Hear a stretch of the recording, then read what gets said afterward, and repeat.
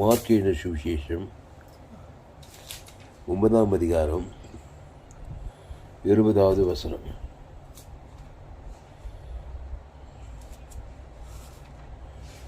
Mark எழுதின சுவிசேஷம் 9ஆம் அதிகாரம் 20வது வசனம்.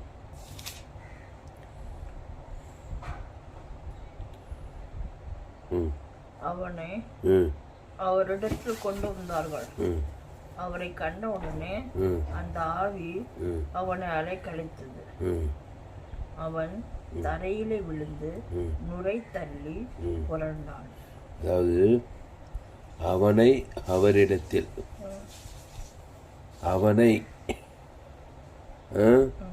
அவரிடத்தில் கொண்டு வந்தார்கள். அந்த அவனைன்றதுல பாவத்தில் பிறந்தவன், ஆதாம் வயிற்றில் பிறந்தவன், ஆதாம் வழியாக வந்தவன்.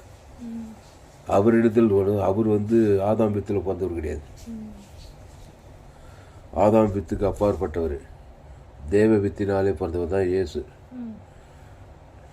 அப்போ கிறிஸ்துக்குள் மறுபடியும் பிறக்கிறவன் தேவ வித்தினாலே நீங்கள் மறுபடியும் ஜெனிப்பிக்கப்பட்டீர்களே, புரியுதம்மா? அப்போ ஊழியம் செய்தால் ஆதாமின் வித்தில் இருந்துட்டு நீ ஊழியம் செய்யக்கூடாது.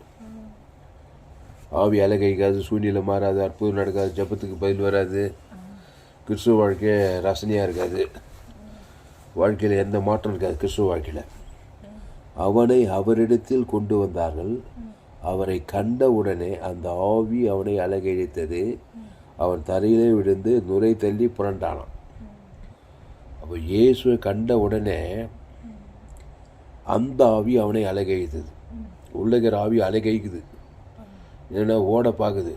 இயேசு நாமத்தினால பிசாசுகளை துரத்துவார்னு சொன்னாரா இல்லையா? அப்போ இயேசு நாமம் உனக்குள்ளே இருந்துச்சா உனக்குள்ளே இருக்கிற பிசாசு துரத்தப்படும்.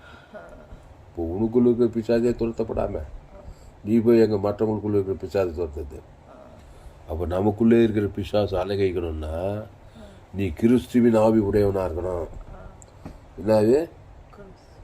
கிறிஸ்துவின் ஆவி உடையவனாக இருக்கும்போது உள்ளகிற ஆவிகள்லாம் அலகைக்குது. அல்லேலூயா. அது அசுத்தாவி, கவலை ஆவி, சோர்வின் ஆவி, பயத்தின் ஆவி, வெறுப்பின் ஆவி, கசப்பின் ஆவி, எத்தனை ஆவி இது மனுஷனுக்குள்ள? வியாதியின் ஆவி, தரித்திரத்தின் ஆவி, இதெல்லாம் ஆவிங்க, பொல்லாத ஆவிங்க. மண்கண்ணின் ஆவி, தூசணத்தின் ஆவி, மதிகேற்றின் ஆவி, இந்த ஆவிகள்லாம் என்ன பண்ணுது? அலகைக்குது. அப்போ கிறிஸ்துவின் ஆவினா அன்பின் ஆவி, இரக்கத்தின் ஆவி, நீதியின் ஆவி, ஐஸ்வர்யத்தின் ஆவி, மகிமையின் ஆவி, வல்லமின் ஆவி, சபிக்கல் ஆஸ்வதிப்பது, பகைக்கொற்று நன்மை செய்வது, சத்துருக்களை சினைவது, துன்பப்படுவது, ஜபம் பண்ணுவது. இயேசு ஒரு ஜீவ விச்சத்துக்கணி. அந்த ஜீவ ஆவி தேவன் தனக்கு முழு உலகத்துக்கு கொடுத்தா மரண ஆவி அலகைக்கப்படும். புரியுதா? இந்த பாவுன்ட்டு மரணம் அலகழித்து உன்னை விட்டு சிதறடிக்கப்படணும்னா நீ தேவ நீதிட்டு உழித்தெழுதலுக்குள்ளே இருக்கணும். அதை தேவனுக்கும் ஆதாம்லேருந்து முழு உலகத்துக்கு இடைவிடாமல் கொடுத்தீங்கன்னா உள்ளகிற ஆவி அலகைக்குது. அவனை அவரிடத்தில் கொண்டு வந்தார்கள். அப்போ அந்த மனுஷனுக்குள்ள, அந்த வாலிபருக்குள்ள பாவம் மரணம் இருக்குது, குடிக்கொண்டு இருக்குது. ஆவியில், ஆத்மாவில் கவலை, பயம், வெறுப்பு, கசப்பு, வியாதி, வறுமை, தரித்திரத்தெல்லாம் சுமந்து கொண்டு அவரிடத்தில் கொண்டு வந்தார்கள். அவரை கண்ட உடனே அந்த ஆவி அவனை அலகழித்தது. அவன் தரையிலே விழுந்து நுரை தள்ளி புரண்டான். அடுத்த வருஷம்படி அவர் அவனுடைய தகப்பனை நோக்கி, இது இவனுக்கு உண்டாகி எவ்வளவு காலமாயிற்று என்று கேட்டார். அதற்கு அவன், சிறு வயது முதற்கொண்டே உண்டாயிருக்கிறது.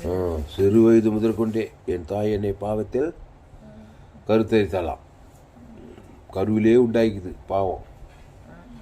அப்புறம் 10 மாதம் முடிஞ்சு உலகத்தில் வருது. சிறிய வயசு, வாலி வயசு, முதிர்ந்த வயது. அந்த ஆவி, பொல்லாத ஆவி, வியாதியின் ஆவி, வறுமையின் ஆவி, தரித்திரத்தின் ஆவி, பாவத்தின் ஆவி, கண்கள் இச்சமா, ஜீவனத்தின் பெருமை இருக்குதா இல்லையம்மா? சோர்வின் ஆவி, பயத்தின் ஆவி, கவலையின் ஆவி, அவமானம், வெக்கம், இந்த எல்லா ஆவிங்கிறது மனுஷனுக்குள்ள. அப்போ சிறு வயது முதற்கொண்டே உண்டாயிருக்குது. அதனால தான் சிறு வயது முதற்கொண்டே ஜீவ ரத்தம். தேவனுக்கு தனக்கு ஆதாம் முழு உலகத்தை கொடுக்கணும். முழு உலகத்தை எல்லாம் தாண்டிட்டாங்க. பசு தாய் மேலே இறங்கிடும். அந்த பொல்லாத ஆவி அழகைத்து என்ன பண்ணிட்டான், ஓடியே போயிடுச்சான் பாருங்க. அவன் அவனுடைய தகவலை நோக்கி இது இவனுக்கு உண்டாகி எவ்வளோ காலமாயிற்று என்று கேட்டால் அதற்கு அவன் சிறு வயது முதல் கொண்டு உண்டாயிருக்கிறது. இவனை கொல்லும்படிக்கு அது அநேகந்தோறும் தீயிலும் தண்ணீரும் தள்ளிற்று. நீர் ஏதாவது செய்யக்கூடுமானால் எங்கள் மேல் மனதிறங்கி எங்களுக்கு உதவி செய்ய வேண்டும் என்றார். இயேசு உதவி செய்கிறார். என்ன உதவி செய்கிறாரு? அவன் மேலே ஜீவசரம் ஜீவரத்தம் தேவன் தனக்கு உலகத்துக்கு ஒரு ஜபத்தை பண்ணதான் உதவி. அவன் ஆதாம் மூலமாக நன்மை தீமை காரியத்தை தேவன் தனக்கு உலகத்துக்கு பிசாசு உதவி செஞ்சுக்கிறான் அவனுக்கு. அதனால தான் அசுத்தாவி பிச்சுன்னு அசுத்தாவிலே இருக்கிறான் பாரு. பிசாசு உதவி செய்யணும் ஏவாளுக்கு. நன்மை தீமை கனி சாப்பிட்ரு அதை தேவனுக்கு உலகத்துக்கு கொடுத்துட்டே வாய்நாள்லாம் உதவி செய்கிறான் பிசாசு. இயேசு உதவி செய்கிறேன்னா ஜீவ விசத்துக்கு நீ அந்த பாவம் மண் அழகைத்து ஓடனா ஜீவ சரு ஜீவ ரத்தத்தை தேவன் தனக்கு முழு உலகத்துக்கு கொடுத்து ஒரு உதவி செய்கிறாரு பாரு.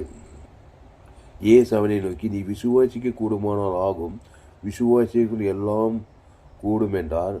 உடனே பிள்ளையை தான் விசுவாசிக்கிறேன் ஆண்டவரே, என் அவிசுவாசம் நீங்கும்படி உதவி செய்யும் என்று கண்ணீரோடு சத்தமிட்டு கேட்டார். அப்பொழுது ஜனங்கள் கூட்டமாய் ஓடுவது இயேசு கண்டு அந்த அசுத்தாவியை நோக்கி, ஊமையும் செவிடுமான ஆவியை இவனை விட்டு புறப்பட்டு போ, இனி இவனுக்குள் போகாது என்று நான் உனக்கு கட்டளையிடுகிறேன் என்று அதை அதட்டினார். அப்பொழுது அது சத்தமிட்டு அவனை மிகவும் அழகைத்து புறப்பட்டு போயிற்று. அவன் செத்து போனான் என்று அநேகர் சொல்லத்தக்கதாக செத்தவன் போல் கிடந்தான். இயேசு அவன் கையை பிடித்து அவனை தூக்கினார். உடனே அவன் எழுந்திருந்தான். அவ்வளோதான். அப்போ அசுத்தாவி எப்படி தோத்துறாரு? எப்படி தோத்துறாரு அசுத்தாவியை? ஆதாமுக்குள் பிறந்தவனை கிறிஸ்துவுக்குள்ளே கொண்டு வரணும். உங்கள் பிள்ளைகளெல்லாம் ஆதாமுக்குள்ளே தான் பெற்றுக்கிறீங்க. அந்த ஆதாமுக்குள்ளேயே வாழ்ந்தால் பிள்ளை ஃபுல்லாக வாழ்க்கை ஃபுல்லாக அசுத்தாவில் தான் இருக்கும். கிறிஸ்துவுக்குள்ளே கொண்டு அந்த கிறிஸ்து ஜீவ விசத்திகனி. நம்ம ஆதாம் பாவத்தின் நம்ம மரணத்துக்கு சிறைப்பட்டு கிடக்கிறான். அதனால் அவன் எங்கே போனாலும் வாங்க முடியல, எங்கே போனாலும் உயர முடியல, எங்கே போனாலும் வேதனை, எங்கே போனாலும் பிரச்சனை.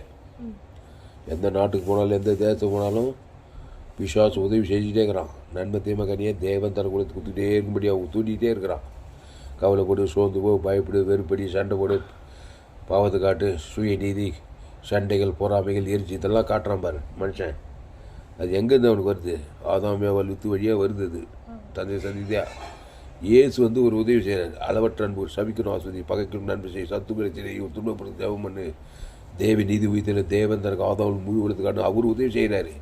ஆனால் அது யாரும் கவனிக்கிறது கிடையாது. விதமா விசுவாசிக்கிறேன் ஆண்டவரே, ஆனாலும் என் அவிசுவாசம் நீங்கபடி உதவி செய்யணும். விசுவாசிக்கிறதுனா இது தேவன் தனக்கு உலகத்துக்கு கிறிஸ்துவ கொடுத்தா விசுவாசிக்கிறது. ஆமாம், அதுக்கு உதவி செய்யறதுக்கு இயேசு தண்ணியே கொடுக்குறாரு. பாவத்தை மரணத்தை நீக்கிறதுக்கு இயேசு ஜீவரத்தை சிலுவையில் குத்துட்டாரு. 6 லிட்டர் ரத்தத்தை இயேசு கிறிஸ்து ஆமட்ட வாக்குத்தத்தெல்லாம் குத்துட்டாரு. விசுவாசி எப்படி பாவத்தையும் மரணத்தை கொடுத்து அவிசுவாசி ஆகிட்டானோ அதுபோல் இயேசு ஜீவ வச்ச இயேசு நானே வழியும் சத்தியமும் ஜீவனமோ இருக்கிறேன், ஜீவ சரீரம் ஜீவ ரத்தம் குத்துட்டாரி அவன் பேர் சொல்லி தேவனுக்கு ஆதாம் முழு உலகத்துக்கு கல்வாரி சிலுவையில் அதை எடுப்பது, அதை தேவனுக்கு உலகத்துக்கு கொடுக்க பாவம் மரணம் அழகைத்து ஒரு பரிசுத்த ஒரு தேவதை ஒரு படிவெடி செய்வாங்க. கேரண்டி. புரியுதமா? அப்போ ஆதாமுக்குள் பிறகு கிறிஸ்துக்குள் மறுபடியும் பிறகு அந்த கிறிஸ்து தெய்வ நீதி உயிர்த்ததுமா இருக்கிறார். ஆதாம் பாவமும் மரணமாக இருக்கிறான். அப்படி தான் உலகத்தில் எல்லோரும் பாவம் செய்து தெய்வ மகிமை இலவசமாக இருக்கிற கிறிஸ்து இயேசுவில் மீட்பை கொண்டு நீதிமான்களாக்கப்படுகிறாங்க. கிறிஸ்து இயேசுக்குள்ளே வரணும். ஆதாம் அசுத்தாவில் இருக்கக்கூடாது. கிறிஸ்து இயேசு பரிசுத்தாவி. இயேசு ஜீவனுடையவராக, பரிசுத்தாவி ஜீவனுடையவர். நன்மத்தை மாதிரி இயேசு. அவங்க இயேசு தெய்வ நீதி உயிர்த்தல் பரலோக ராஜ்யமாக இருக்கிறேன். ஜபலமா பரிசுத்தாவின் இந்த அருமையான காலை வேலையிலே எங்களோடு கூட பேச ஒரு வார்த்தைக்கு என்ன செலுத்துகிறோம். மார்க் 9:20 அவனை அவரிடத்தில் கொண்டு வந்தார்கள். அவரை கண்டவுடனே அந்த ஆவி அவனை அழகைத்து அவன் தரையிலே விழுந்து நுரை கொள்ளத்தக்கதாக புரண்டான். அப்போது அது சத்தமிட்டு அவனை மிகவும் அழகைத்து புறப்பட்டு போயிற்று. அவன் செத்து போனான் என்று அநேகம் சொல்லத்தக்கதாக செத்தவன் போல் கிடந்தான். இயேசு அவன் கையை பிடித்து அவனை தூக்கினான். உடனே அவன் எழுந்திருந்தான். புறப்பட்டு போனோம். இங்கே பாரு, பாவம் டு மரணம் தரித்திரம் எல்லாம் புறப்பட்டு போய் ஆசீர்வாதம் ஐஸ்வர்யம் சமாசம் உங்ககிட்ட வரணும். அதுக்கு தேவி நிதி உயிர்த்தது எல்லையற்ற ஐஸ்வர்யம் தேவன் தர கொடுத்த பாவம் டு மரணம் ஓடிடும். எல்லையற்ற ஐஸ்வர்யத்தை இயேசுக்குள்ளே ஐஸ்வர்யங்குது. இயேசு அட்ட தரித்திரம் கிடையாது. இயேசு கிறிஸ்துவோட வாக்குத்தத்தமே இருக்குது. அதை தேவனுக்கு ஆதாரம் முழு உலக தரித்திரம் புறப்பட்டு போயிட்டு ஐஸ்வர்யம் சந்திக்கும். உன் வாய்நாளாக கிறிஸ்துவ ஐஸ்வர்யத்திலே இருக்கணும். அப்போ அவருடைய தழும்புலா ஜீவ சொர ஜீவ ரத்தம் ஜீவ ஆற்று ஜீவ லட்சம் ஜீவ கட்டி தேவன் தனக்கு ஆதாரம் முழு தான் பசுத்தா எல்லா அவடைகளையும் இறங்கி சுகம் உண்டாகும். ஆவியான அசைவாடுவார். அதனால் ஆதாமி சேர்ந்தே மாறணும். கிறிஸ்துவ சேர்ந்தையோ ஜீவன சமாதம். கத்தா இந்த வார்த்தை கொண்டு ஒவ்வொரு ஆஸ்வதிப்பீராக மாபெரிய எழுப்பில் கொண்டு வரும்படி ஜெபிக்கிறோம். பெரிய காரியம் செய்யும். இயேசு நாமத்தில் எல்லா ஜெபனியர் குழுமைகள் ஜீவனுள்ள நல்ல பிதாவே. ஆமே. கத்தாவே உங்கள் நன்றி சொல்லுங்க. அந்த செய்தியை மறுபடியும் உங்கள் நண்பர்கள் பிள்ளைகளுக்கெல்லாம் ஷேர் பண்ணுங்கள். குறைந்து ஒரு 100 பேருக்கு இந்த செய்தியை ஷேர் பண்ணுங்கள். இதில் நிச்சயமாக நீங்கள் கர்த்தர் உங்களை ஆஸ்வதிப்பாராக. இந்த சேனலை சப்ஸ்கிரைப் பண்ணிக்கொள்ளுங்கள். உங்கள் நண்பர்கள் பிள்ளைகளுக்கெல்லாம் ஷேர் பண்ணுங்கள். குறைந்தது ஒரு 100 பேருக்கு இந்த செய்தியை ஷேர் பண்ணுங்கள். இது நிமித்தம் நிச்சயமாக நீங்கள் கர்த்தர் உங்களை ஆஸ்வதிப்பாராக. மாபெரும் இழப்பில் கொண்டு வருவார்.